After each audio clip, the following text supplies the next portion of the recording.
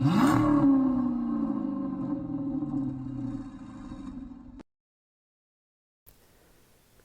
guys, so today we have another episode of Mopar News. Things have been somewhat quiet recently, but news will pick up as the summer approaches. Today we have another hint for the final Dodge Challenger Hellcat coming soon, new sound for the 2024 Dodge Charger EV, a new Blacktop Package for the current Charger, the sick Militem Ferox Adventure, new Alfa Romeo logos and a 1000 horsepower upcoming model, some Jeep Wagoneer news, and several really cool Mopar auctions that went down recently. So let's get into this episode. So we'll start with that hint.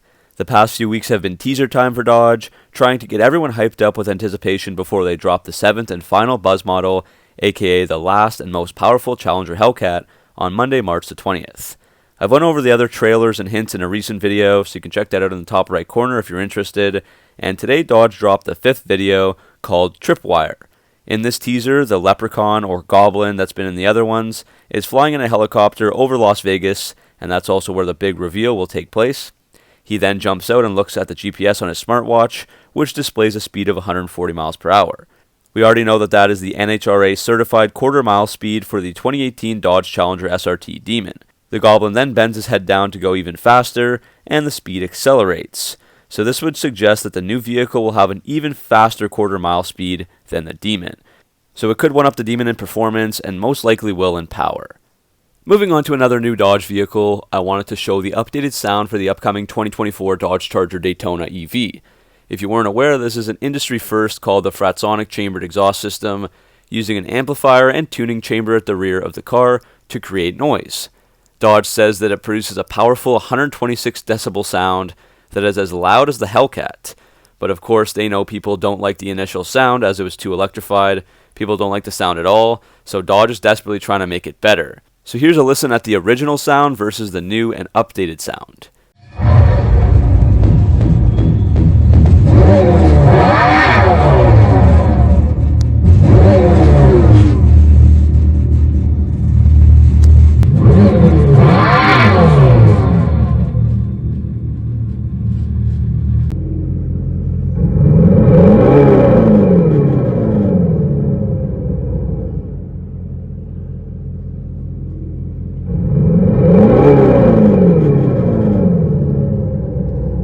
Dodge CEO Tim Kuniskis talked about this, saying, quote, "Did we crack the code on wide open motors? Not yet. But we've got 2 years. We have changed the sound of that car 1,000 times and we will continue to." End quote. Unfortunately, I don't think any of us muscle car enthusiasts will be happy with this sound ever, as it's not the sound that's the issue, but the inauthenticity of it, as the noise has to be synthesized. Next, there's the Blacktop Package. This has been a mainstay in essentially every Dodge vehicle over the last few years, but for 2023, Dodge is offering a revamped version of this for the GT rear-wheel drive. So this is a V6 model with a 3.6-liter engine with 300 horsepower and 264 pound-feet of torque, but the GT has many performance upgrades over the base SXT, like a performance hood, fascia, and sculpted side sills, spoiler, performance suspension, 3.07 rear axle ratio, enhanced steering with paddle shifters, and Dodge performance pages.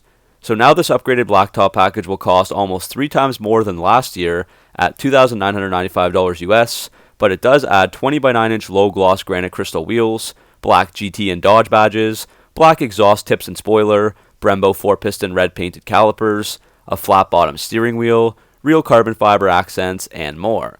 So the package does seem like a nice way to load up your GT for $3,000. Sometimes we forget that Alfa Romeo is part of Stellantis, and they've got a new logo, so I thought I'd bring that up.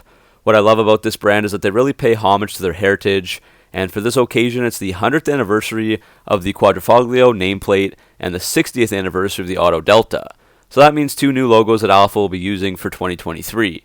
June 25th is their Quadrifoglio Day, and that now represents their top trim level of vehicle with a 4-leaf clover as the logo. So the Stelvio and Giulia vehicles each have one of these models with a 505 horsepower, 2.9-liter twin-turbo engine that's good for a 0 to 60 in 3.6 seconds, quarter mile in 11.9 seconds, and 191 mile per hour top speed, so that's pretty much Hellcat territory.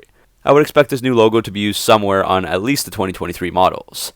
The first Alfa Romeo car with this logo was back in 1923, the RL Corsa, driven by Ugo Savocci, who won the Targa Florian that year with that car. Continuing with this brand, The Alfa Romeo CEO, Jean-Philippe Imperato, has announced that the successor to the high-performance Giulia sedan will be a 1,000 horsepower electric car. The current Giorgio rear-wheel drive platform that's used by the Giulia is unable to accommodate electric powertrains, so the Stella Large platform will be used, like what the Charger Daytona EV rides on. It looks like the Giulia will have an entry-level model with 345 horsepower, a Veloce with 790 horsepower, and then the Quadrifoglio at the top will have 986 horsepower from a tri-motor setup. So we can also expect something similar for the Dodge EVs. Imperato talked about the switch to electric, saying, quote, "We switch because we must. If not, Alfa Romeo would be dead. We will switch in a real concrete substitution mode. I don't want you to suffer from anything, I want you to love it." End quote. Moving on to Jeep quickly, the 2023 Wagoneer Series 1 base trim now offers the twin-turbo 3-liter Hurricane inline 6-cylinder engine as an option as Stellantis tries to shift away from the Hemi. So previously, this base model Wagoneer only had the 5.7-liter Hemi V8 with 392 horsepower and 404 pound-feet of torque. The Hurricane motor has 420 horsepower and 486 pound-feet of torque while being 15% more efficient, as Jeep claims. I'm not sure about the cost yet for the Hurricane over the Hemi. Next, I wanted to look at the Militem Ferox Adventure. This is another one of the unique creations from Militem, a European company that makes custom versions of American cars, usually Jeep or Ram. This one is built on the Jeep Wrangler Unlimited and costs €98,155 or over $105,400 in USD. They say this is designed for those who want to explore nature and experience a range of emotions, all while discovering new horizons. So they've changed the body in a good way with aggressive accessories like a different grille, lift kit, snorkel, wheels, LED lights, and more. The interior gets denim inserts and a black and red leather and suede theme that covers basically all the surfaces inside.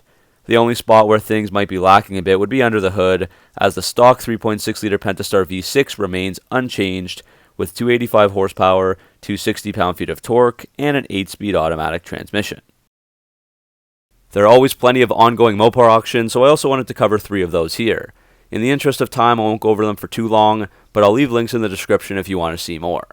First, there's a crazy low-mileage 2005 Dodge Magnum RT rear-wheel drive with just 3,200 miles on the dash. Back in 2005, the MSRP was $30,070 for this car, and it sold for $27,750, almost matching the original cost. Finished in mineral gray, this thing is bone stock with the 340 horsepower 5.7-liter Hemi V8 and stock 18-inch wheels. Another Magnum is sold, this time a beautiful 2006 SRT8 with only 23,000 miles. Crazy that this one basically went for the same as the RT, selling at $28,000 flat. The SRT8 of this generation was known for its 6.1-liter 425 horsepower Hemi V8, and this one is finished in brilliant crystal black. It did have an added JBA exhaust, but it was in an accident with functional damage to the rear of the vehicle, so that's probably driven the price down a bit here. And next is an amazing 2017 Viper GTC ACR that sold last Friday for $237,017, and that only had 7,000 miles on the dash. The car has the Extreme Aero package, and of course the legendary 8.4-liter V10 with 645 horsepower and 600 pound-feet of torque, paired with a 6-speed manual. The exterior is finished in billet silver metallic, and that aero package adds louvers, a front splitter, dive planes, rear wing, and carbon fiber rear diffuser. Staggered ACR wheels complete the look with fat 295/25 front and 355/30 rear tires. So that's the end of this episode of Mopar News. Hopefully you guys enjoyed it, and let me know what you think. As always, thanks for watching. Make sure to like and subscribe for all your Mopar content, and I'll see you in the next video.